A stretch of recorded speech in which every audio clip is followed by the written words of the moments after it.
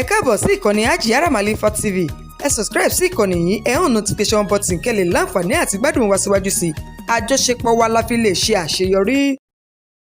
A kú dédé àkókò yìí níbi gbogbo tí a bá ti láǹfààní láti máa wò wá ní ìkànnì Hajiyara Malifa TV. Ojú tẹ́ fi ń wò wá ò ní fọ́, etí tẹ́ fi ń gbọ́ wá ò ní di lágbára Ẹlẹ́dàá. Iléeṣẹ́ ọlọ́pàá ní ìpínlẹ̀ Èkó la gbọ́ wípé wọ́n ti rọ́wọ́ tó àwọn adigunjalè méjì kan tí wọ́n sì ti ilé ìtura eléyìí tí wọ́n fi ń ṣe ibùgbé tí wọ́n ti tì pa. Iléeṣẹ́ ọlọ́pàá ní ìpínlẹ̀ Èkó la gbọ́ wípé wọ́n ti fi ọ̀rọ̀ léde ìyẹn lábẹ́ ọ̀gá yányán CP Ọlọ́rundàrẹ Moshood Jimoh, eléyìí tí wọ́n ní wọ́n fi ọ̀rọ̀ léde gẹ́gẹ́ bí wọ́n ṣe fìdí ìròyìn múlẹ̀. Wọ́n ní àwọn ti rọ́wọ́ tó àwọn méjì kan tí wọ́n jẹ́ adìhámọ́ra ìyẹn adigunjalè pọ́nbélé, eléyìí tí wọ́n sì ti ilé ìtura eléyìí tí wọ́n fi ń ṣe ibùgbé lẹ́yìn tí wọ́n bá ṣiṣẹ́ láabi wọn tán. Ọjọ́ kẹta oṣù kẹwàá ọdún 2025 ní nǹkan bí ọwọ́ aago 10 òwúrọ̀ ní iléeṣẹ́ ọlọ́pàá ìpínlẹ̀ Èkó ni wọ́n wà ní agbègbè kan eléyìí tí wọ́n ti ń wo bí nǹkan ṣe ń lọ sí ní agbègbè tí wọ́n pè ní Jíbówú, ìyẹn ní agbègbè Ìkòròdú. Wọ́n ní kò pẹ́ ni wọ́n rí àwọn ọmọ ọ̀dọ́kùnrin mẹ́rin kan lọ́ọ̀kán, eléyìí tí àwọn iléeṣẹ́ ọlọ́pàá tètè fura sí pé dàbí pé adigunjalè ni wọ́n. Ní ìbámu pẹ̀lú eléyìí bí wọ́n ṣe fìdí ìròyìn múlẹ̀ ni wọ́n tààrà ṣàṣà láti rí wípé wọ́n rí wọn mú, ṣùgbọ́n nínú wọn sá lọ nígbà tí tó jẹ́ Toyib Adébóyè yìí nìkan ni wọ́n rí ọwọ́ tó, eléyìí tí wọ́n pè ní ọmọ ọdún 21. Gẹ́gẹ́ bí iṣẹ́ ìwádìí ṣe tẹ̀síwájú, nígbà tí wọ́n rí Toyib ọmọ ọdún 21 yìí mú ni wọ́n á bẹ̀rẹ̀ sí ní wo gbogbo ara rẹ̀, kí ló wà lára rẹ̀ gbogbo. Ni wọ́n rí wípé ìbọn ìléwọ́ ẹlẹ́nu kan eléyìí tó jẹ́ wípé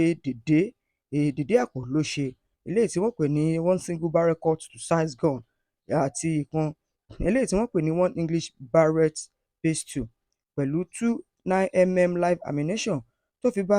àwọn ìbọn tó jẹ́ tiwantiwa ìyẹn local made pistol pẹ̀lú 10 live cartridge àti gbogbo àwọn ohun míì tó jẹ́ ohun ìjà olóró nínú báàgì eléyìí tí ẹni tí orúkọ rẹ̀ ń jẹ́ Toyib yìí tó gbé. Ní ìbámu pẹ̀lú iṣẹ́ ìwádìí bó ṣe tẹ̀síwájú pẹ̀lú àwọn ọlọ́pàá eléyìí tí wọ́n rọ́wọ́ mú Toyib ní Toyib wá sọ wípé ṣe òun jẹ́jẹ́ o, ṣe é rí àwọn ṣẹ̀ parí iṣẹ́ ìdigunjalè kan ní àgọ́ ìwòye ní ìpínlẹ̀ Ògùn ni, eléyìí tí ó jẹ́ wípé àwọn dẹ̀ máa ń fi ara sí ilé ìtura kan tí wọ́n pè ní New Supreme Hotel Akala ní Mushin. Ní ìtẹ̀síwájú ìròyìn yìí níbẹ̀ ni Toyib fi jẹ́ pé wọ́n wípé ṣe é rí ní ilé ìtura Supreme Hotel Akala tó wà ní Mushin yìí, níbẹ̀ làwọn máa ń kó gbogbo ohun ìjà olóró, pàápàá ohun táwọn fi ń jagbà lọ́wọ́ àwọn aráàlú, níbẹ̀ làwọn máa ń kó sí táwọn bá ti ṣiṣẹ́ lọ òde tán. Ibi tí wọ́n pè ní Supreme Hotel yìí, New Supreme Hotel ní Akala Mushin yìí làwọn máa ń padà sí. Ní ìbámu pẹ̀lú ìwádìí yìí, iléeṣẹ́ ọlọ́pàá tẹ ọkọ̀ létí lọ sí ilé ìtura tí wọ́n pè ní New Supreme Hotel Akala Mushin yìí. Níbẹ̀ ni wọ́n ti bá àwọn ohun táwọn wọ̀nyí ń lò. Wọ́n ní wọ́n bá laptop, àwọn ọ̀pọ̀lọpọ̀ oògùn abẹnugọ̀ngàn, India M, àwọn oògùn olóró lóníranran. Wọ́n ní ìkan lára àwọn tí wọ́n jẹ́ adigunjalè náà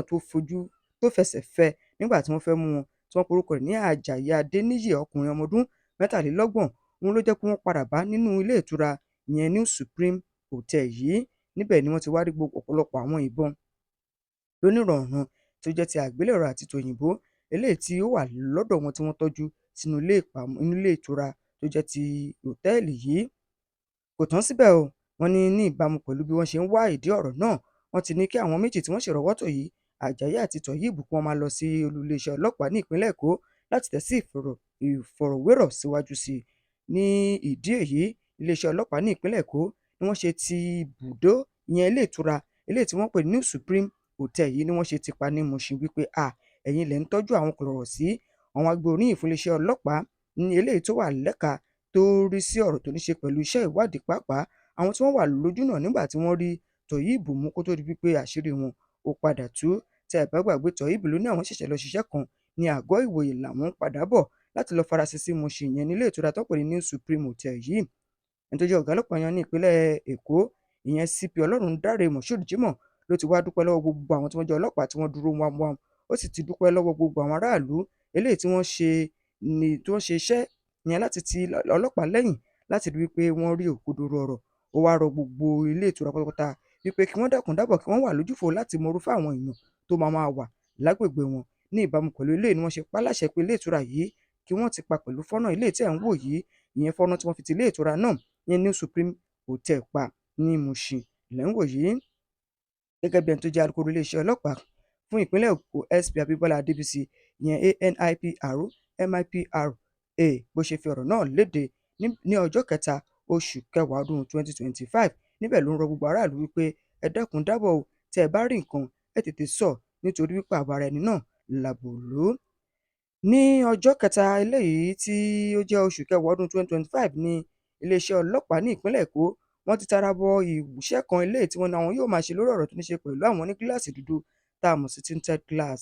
Gẹ́gẹ́ bí wọ́n ṣe fìdí ìròyìn múlẹ̀ látẹnu tó jẹ́ alukoro iléeṣẹ́ ọlọ́pàá yẹn ní ìpínlẹ̀ Èkó yẹn Adébísí Abímbọ́lá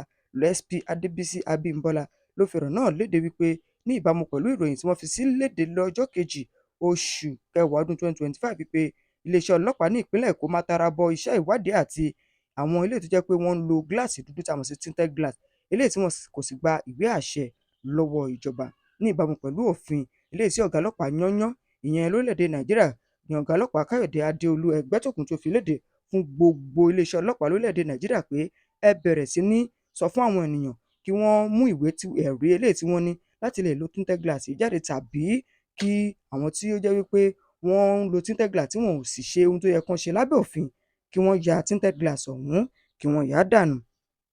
Ní ìbámu pẹ̀lú eléyìí la gbọ́ pé ní ọjọ́ kejì oṣù kẹwàá ọdún 2025 iléeṣẹ́ ọlọ́pàá ní ìpínlẹ̀ Èkó àwọn ti tẹ́ra sí iṣẹ́ o láti bẹ̀rẹ̀ sí ní ṣe àwọn iṣẹ́ eléyìí tó kàn lójú òpópónà wa láti lè jẹ́ kí òpópónà àti iṣẹ́ eléyìí tó ní ṣe pẹ̀lú iṣẹ́ ìjàmbá eléyìí táwọn kọ̀rọ̀wọ̀sí fojú òpópónà ṣe pàápàá tí wọ́n ń fi àwọn ọkọ̀ eléyìí tó ní gíláàsì dúdú birimùbirimù tá a mọ̀ sí tinted glass tí wọ́n fi ń ṣe kó lè tètè dẹ́kun. Ẹni tó jẹ́ ọ̀gá ọlọ́pàá yẹn ní orílẹ̀-èdè Nàìjíríà ìyẹn Káyọ̀dé Adéolú Ẹgbẹ́tókùn ló ti fìgbà kan fi ọ̀rọ̀ náà léde tá a bá gbàgbé láti nǹkan bí oṣù eléyìí tí ó jẹ́ oṣù àkọ́kọ́ lọ́dún 2025 ní ìbámu pẹ̀lú eléyìí iléeṣẹ́ ọlọ́pàá àti ìfiléde mìíràn tí ọ̀gá ọlọ́pàá yanyan lórílẹ̀‐èdè Nàìjíríà Ẹgbẹ́tókùn ṣe iléeṣẹ́ ọlọ́pàá ní ìpínlẹ̀ Èkó àwọn náà ti wá tẹra mọ́ wípé ojú ni a kàn fi ń ṣọ́rí àwọn tẹ̀síwájú wípé ẹnikẹ́ni tó bá nífẹ̀ẹ́ láti ṣe ìyẹn ìwé àṣẹ láti lo gíláàsì dúdú birimùbirimù tá a mọ̀ sí tinted glass yìí kó lọ sí www.posap.gov.ng www.possap.gov.ng láti forúkọ sílẹ̀ àti láti lè gba ìwé ẹ̀rí eléyìí tó tọ́ àti eléyìí tó yẹ. Ìpínlẹ̀ Èkó ni mo ṣì wà lórí ọ̀rọ̀ tó ní ṣe pẹ̀lú àwọn tí wọ́n jẹ́ kọ̀rọ̀wọ̀sí adìyàmọ́ra adigunjalè. Àwọn ẹ̀ka iléeṣẹ́ ọlọ́pàá tó jẹ́ ti Ìkẹjà la gbọ́ wípé wọ́n mà ti rọ́wọ́ tó àwọn méjì kan eléyìí tí wọ́n pe orúkọ wọn ní Àbáyọ̀mí Àjàyí ọmọ ọdún mẹ́rìnlélógún àti ẹnìkan tí wọ́n pe orúkọ ní Ṣẹ́gun Adéyẹmí ọmọ ọdún méjìlélọ́gbọ̀n. Ní ìbámu pẹ̀lú eléyìí ni wọ́n tẹ̀síwájú ọ̀rọ̀ náà wọ́n ní wọ́n ká wọn mọ́ agbègbè kan eléyìí tí ó jẹ́ Shoprite ní Ìkẹjà ní àti máa lọ sí àti ibì kan tí wọ́n pè ní Maryland Axis. Ní ìbámu pẹ̀lú iṣẹ́ ìwádìí eléyìí tí iléeṣẹ́ ọlọ́pàá ṣe yìí la gbọ́ wípé wọ́n ní ṣe ráwọn eléyìí wọ́n ní mẹ́ta ni wọ́n o wọ́n ní wọ́n máa ń díbọ́n láti ṣe bí ọlọ́kọ̀ ẹni tí ó fẹ́ gbé ọkọ̀ ọ̀kadà láti ibì kan síbì kan tí wọ́n sì gba ọ̀kadà lọ́wọ́ ọlọ́kadà ní ọjọ́ kọkàndínlọ́gbọ̀n oṣù kẹsàn-án ní ọjọ́ kọkàndínlọ́gbọ̀n oṣù kẹsàn-án ọdún 2025 ní nǹkan bíi ọwọ́ alẹ́ la gbọ́ wípé iléeṣẹ́ ọlọ́pàá wọ́n gba ìpè kan eléyìí tó jẹ́ kí wọ́n tètè jí gìrì láti tètè dé síbi tí ìṣẹ̀lẹ̀ náà ti ṣẹ̀ tí wọ́n sì rọ́wọ́ tó àwọn tí wọ́n jẹ́ ìyẹn èèyàn méjì tí wọ́n porúkọ wọn ní Àbáyọ̀mí Àjàyí àti ẹnìkan tí wọ́n porúkọ ní Ṣẹ́gun Adéyẹmí eléyìí tó jẹ́ pé wọ́n náà máa ń já ọ̀kadà gbà lọ́wọ́ àwọn èèyàn tó jẹ́ ọlọ́kadà ni. Wọ́n tẹ̀síwájú ìròyìn náà wọ́n ní ṣe rí iṣẹ́ ìwádìí jẹ́ kó yé wọn wípé àwọn èèyàn mẹ́ta yìí ló jẹ́ pé agbègbè Mushin ni wọ́n ti máa ń ṣe iṣẹ́ láabi wọn ní sí ojú òpópónà Ìkẹjà sí Maryland. Iléeṣẹ́ ọlọ́pàá wá tẹ̀síwájú wípé àwọn ti rọ́wọ́ tó àwọn méjì yìí wọ́n sì ti wà lákàtà àwọn. Wọ́n ní nígbà tí iṣẹ́ ìwádìí bá parí wọ́n ò fojú ba ilé ẹjọ́ gẹ́gẹ́ bí ọ̀gá ọlọ́pàá ní ìpínlẹ̀ Èkó bó ṣe fi ọ̀rọ̀ náà léde ìyẹn CP Ọlọ́rundáre Jímọ̀ ló ń sọ fún gbogbo aráàlú pé àwọn kí yín dáadáa o wípé ẹ ṣeun torí wípé ẹ̀yin náà lè jẹ́ kí ohun tó ní ṣe pẹ̀lú ìwà láburú kó tètè dópin nígbà tẹ́ bá tètè ta iléeṣẹ́ ọlọ́pàá lólobó. Ẹni tó jẹ́ alukoro iléeṣẹ́ ọlọ́pàá ní ìpínlẹ̀ Èkó SP Abímbọ́lá Adébísí ló wá ń fi ọ̀rọ̀ yìí léde ní ìbámu fún iléeṣẹ́ ọlọ́pàá eléyìí tó jẹ́ ti ìpínlẹ̀ Èkó. iléeṣẹ́ ọlọ́pàá eléyìí tó ń rí sọ̀rọ̀ tó ní ṣe pẹ̀lú ìwà ọ̀daràn láti orílẹ̀-èdè kan sí ìmíì lè tá a mọ̀ sí Interpol lábẹ́ ọ̀gá ọlọ́pàá CP Bọ̀dé Ọ̀jájúni la gbọ́ wípé wọ́n ti ṣe àṣeyọrí o níbi tí wọ́n ti rí ọwọ́ tó àwọn tí wọ́n jẹ́ kọ̀rọ̀ sí eléyìí tí wọ́n fi orílẹ̀-èdè Nàìjíríà láti ṣe ibùgbé pàápàá tí wọ́n fi orílẹ̀-èdè Nàìjíríà gbá àwọn ọmọ orílẹ̀-èdè adúláwọ̀ míì gẹ́gẹ́ bí iléeṣẹ́ ọlọ́pàá eléyìí tó rí ṣẹ̀ka tó ní ṣe pẹ̀lú ìwà ọ̀daràn láti orílẹ̀-èdè kan sí ìmíì ìyẹn Interpol lábẹ́ ọ̀gá yanyan ìyẹn ọ̀gá ọlọ́pàá CP Bọ̀dé Ọ̀jájúni wọ́n ti fi ọ̀rọ̀ kan léde pé lánàá ọjọ́ kẹta oṣù kẹwàá ọdún 2025 táwa nínú rẹ̀ yìí ló jẹ́ pé àwọn mẹ́jọ kan eléyìí tí wọ́n rọ́wọ́ tó tí wọ́n ní àpapọ̀ wọn jẹ́ ọmọ orílẹ̀-èdè Ghana, Benin Republic, Burkina Faso àti Cote d'Ivoire ló jẹ́ wípé wọ́n mà ti rọ́wọ́ tó gẹ́gẹ́ bí wọ́n ṣe fìdí ọ̀rọ̀ náà múlẹ̀. Wọ́n ní iṣẹ́ ìwádìí àwọn níbi táwọn ti rọ́wọ́ tó àwọn afurasí yìí ló jẹ́ pé ìpínlẹ̀ Ògùn àti Èkó àti àwọn agbègbè rẹ̀ ni wọ́n ti rí àwọn afurasí kọ̀rọ̀ sí yìí kó. Fún ìdí èyí wọ́n ti wá gbé wọn lọ sí ilé ẹjọ́ májísírèètì eléyìí tó wà ní ìpínlẹ̀ Èkó. Ilé ẹjọ́ májísírèètì ti wá rawọ́ ó ti gba ẹ̀bẹ̀ eléyìí tí iléeṣẹ́ ọlọ́pàá ẹ̀ka tó ní sọ̀rọ̀ tó ní ṣe pẹ̀lú ìwà ọ̀daràn ilẹ̀ òkèrè sí òkèrè ìyẹn orílẹ̀-èdè kan sí ìmíì wípé kí wọ́n sì fi àwọn tí wọ́n jẹ́ afurasí yìí sí ọgbà àtúnṣe fún 30 ọjọ́ náà títí dìgbà táwọn yóò fi ṣe iṣẹ́ ìwádìí àwọn. Ilé ẹjọ́ májísírèètì eléyìí tó wà lẹ́kọ̀ọ́ ló ti gba ìrawọ́ ẹ̀bẹ̀ eléyìí tí iléeṣẹ́ ọlọ́pàá ẹ̀ka tó ní sọ̀rọ̀ tó ní ṣe pẹ̀lú ìwà ọ̀daràn láti orílẹ̀-èdè kan sí ìmíì wípé kí wọ́n sì kó àwọn afurasí náà sákàtà ìyẹn ọgbà àtúnṣe o láti lè jẹ́ kí àwọn túbọ̀ tẹ̀síwájú iṣẹ́ ìwádìí àwọn. Lára àwọn 4 nínú àwọn tí wọ́n ní wọ́n rọ́wọ́ tó náà ni wọ́n sọ wípé wọ́n jẹ́ àwọn ọmọ orílẹ̀-èdè Ghana eléyìí tí wọ́n pe orúkọ wọn ní Gabriel Ewane ọmọ ọdún 25, Oscar Semoko ọmọ ọdún 25 bákan náà, David Amban ọmọ ọdún 25, Tufto Obad ọmọ ọdún 25 àti Ivrion Dizalafi ọmọ ọdún 22 àti ọmọ orílẹ̀-èdè Benin eléyìí tí wọ́n pe orúkọ wọn ní Gango Gerrit ọmọ ọdún 26 àti ẹnìkan eléyìí tí wọ́n pè ní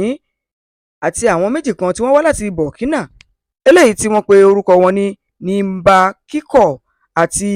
Kalizatazone. Ìyẹn Nimba Kiko ni wọ́n pè ní ọmọ ọdún 23 nígbà tí Kalizatazone ìyẹn jẹ́ ọmọ ọdún 22. Iléeṣẹ́ ọlọ́pàá wọ́n tẹ̀síwájú ọ̀rọ̀ yìí láti ẹnu ẹnìkan eléyìí tó jẹ́ Moruf Animashaun níbẹ̀ ló ti ń sọ fún ilé ẹjọ́ pé dákun dábọ̀ ṣe rí àwọn tá a rọ́wọ́ tó yìí ló jẹ́ wípé wọ́n ti ń pe àwọn èèyàn láti orílẹ̀-èdè Ghana